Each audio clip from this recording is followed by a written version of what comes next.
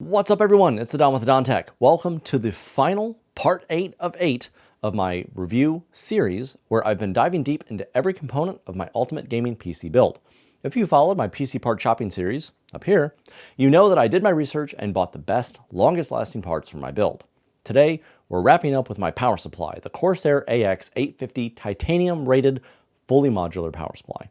Let's see if it delivers the reliable power my system needs to last me 8 to 10 years. In my PC part shopping series, I needed a power supply that could handle my high-end build, including, but not limited to, an Intel Core Ultra 7 265K, my ASUS ROG Strix Z890E motherboard, 96 gigs of DDR5 RAM, a Samsung 990 Pro 4TB NVMe drive, my Corsair Nautilus 360 all-in-one cooler, my ASUS ROG Strix 3080 GPU, and housing it all in my Fantex NV7 case. So I wanted to have a power supply that had plenty of headroom for what I was using, and also this is a power supply I was already using in another build. More on that later. I chose this AX850 for its 850 watt capacity, as you would expect, and 80 plus titanium rating, which delivers power at up to 94% efficiency, which lowers your energy consumption, noise, temperatures, and the power bill. Plus, Corsair is known for their quality, and this power supply promised to keep my system rock solid for years with their 10-year warranty. Not only that, I've had this PSU and a PC surpassing this one, as you can tell,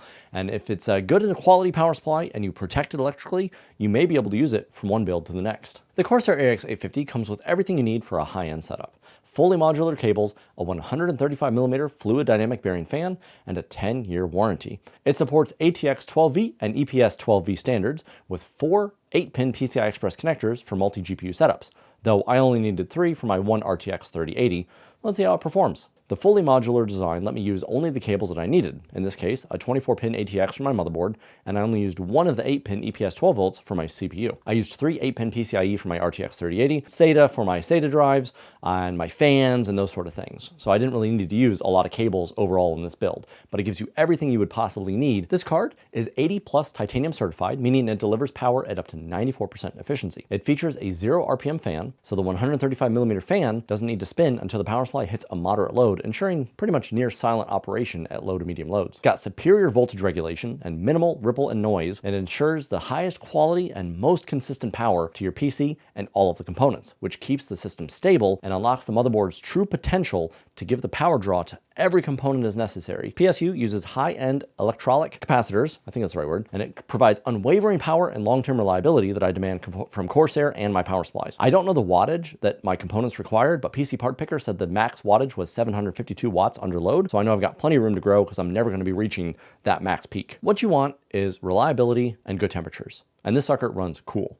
And for me, it's protected by an uninterruptible power supply. Besides that, and knowing how much wattage your system is pulling, there's no way to really test the longevity of a power supply without just using it for a couple of years. And good power supplies, in my experience, will soak or absorb the hit of an electrical failure, such as brownout or a spike in voltage, whereas bad power supplies will just be like, nah, and then they'll transfer all that bad electricity right to the components, killing those components. So that is worth the premium price tag to make it so that this power supply will take the hit if a hit arises. It's a solid foundation for my system's reliability, ensuring clean power for all of my components. Onto a small con for the power supply. The stock cables are a little bit stiff, which made cable management trickier and it just didn't look as good.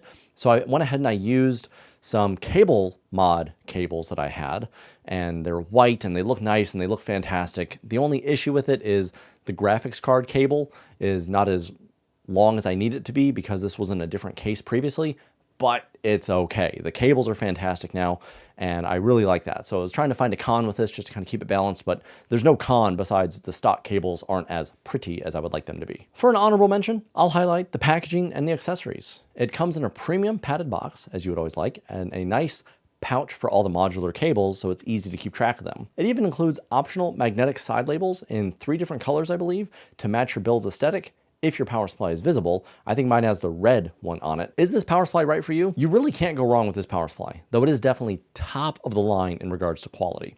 But if you're not running a power-hungry system, you might not need 850 watts. So 750 watt, 650 watt may serve you just as well. This power supply was about $250 at standard retail, and it was a premium option, but you're paying for the top-tier efficiency and reliability. If budget is a concern, Corsair also has some RN750 and RM850 gold-rated power supplies that are also fully modular and solid alternatives. On top of that, you cannot go wrong with power supplies from ASUS that are also rated in the gold or higher categories. Let me know what power supply you're using in your build. I love its efficiency, reliability, making it the perfect backbone of my build. And that wraps up up my 8-part series. Thank you for joining me on this journey. I'm happy to answer any and all questions you may have, so leave them in the comments down below. If you found this series helpful, feel free to subscribe.